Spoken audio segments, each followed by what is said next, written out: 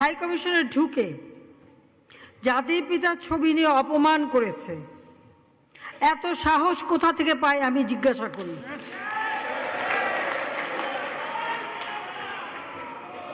আমি জানি না আমাদের হাই কমিশনার এখন কারা বসেছিল এবং তারা সেখানে কিছুই করতে পারলো না কেন, সেটাও বড় প্রশ্ন।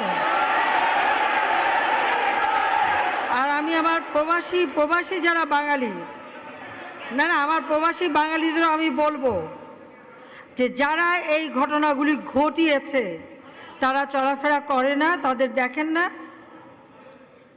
যে হাত দিয়ে জাতির পিতার ওই ছবি নিয়ে তারা ভেঙেছে, তাদের যা উপযুক্ত করা উচিত সেটা করতে হবে।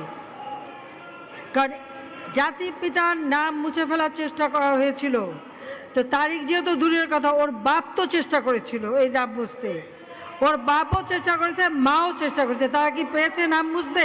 পারে নাই। ইতিহাস কখনো কেউ চাপা দিতে পারে না।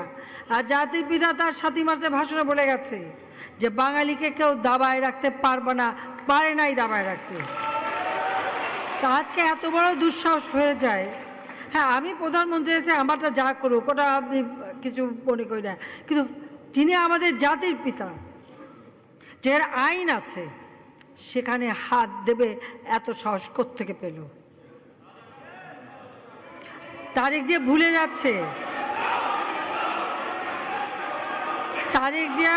যাচ্ছে যে তার মা দুর্নীতি করে জেলে গেছে।